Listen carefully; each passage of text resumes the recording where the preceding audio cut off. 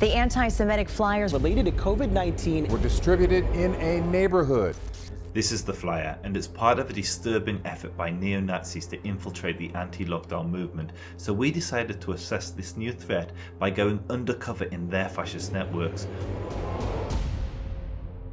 As governments around the world introduced measures to combat the coronavirus, a protest movement emerged that was deeply skeptical of the official narrative, and as they struggled to understand this new reality, the far right stepped out from the shadows to exploit the confusion. When you read mainstream media articles, they're freaking out about these hundreds of thousands of people marching through the streets because they're like, these people are already questioning the narrative. And they're literally saying this. And they're saying, well, people are going to be able to come along and give them another narrative, another story. And that's exactly what these Nazis are doing. They're hijacking the narrative and trying to convince COVID skeptics that Jews are responsible for the pandemic. We monitored two prominent neo-Nazi groups to see how they were doing this. The first group we looked into was the Goyim Defense League, a group so extreme that several of their members are now in jail. The member of an anti-Semitic group arrested during a traffic stop. A Chula Vista man is accused of hanging an anti-Semitic banner over the 805 freeway. It's this group of fascists that are behind the anti-Semitic flyers that made headlines in recent months. We're doing a big flyer drop. Everyone's going to be doing it all over the different states. Just want to say good luck out there.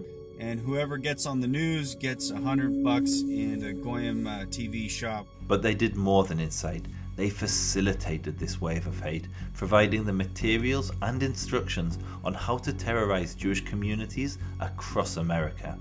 These Jews, I'm telling you, they do not like the COVID flyers, okay? True National Socialists. So you want to get your flyers on the news? Let's give you some shortcuts. What you do is you get this COVID thing from our Telegram. Get some plastic bags. Fill the plastic bags with a little bit of rice, right? Just enough to toss it. You find the richest area in the city. You throw those all over their neighborhood. And I guarantee it, your flyers will make the news. The other group we monitored targeting COVID skeptics is Patriotic Alternative. Now, the reason that I've been targeting the anti-vax community is because people have very recently understood that there is something very evil under and behind and inside the government. Like the Goyim Defense League, Patriotic Alternative used flyers to recruit new members. This is their leader boasting about the scale of their operations. PA have put out hundreds and hundreds of thousands of leaflets this year, and many of them have been anti-COVID. To understand what happens when somebody is taken in by their racist propaganda, watch as this young schoolboy is groomed by three middle-aged fascists. If the threat of the government saying, "Oh, those leaflets are naughty, you can't do that," would that be enough to put you off? If you are not willing to go to jail, then are you in the right fight? After they'd radicalised him, this young schoolboy was arrested for handing out racist flyers. They effectively ruined his life. But it's not just naive kids that have been radicalised. Is Piers aware of the Jewish question? Well, I'm not quite sure what that means. That was Patriotic Alternative hosting Piers Corbyn, one of the UK's most infamous COVID cranks. Such a collaboration would have been unthinkable a few years ago, as Piers isn't just on the left, he's the brother of Jeremy Corbyn.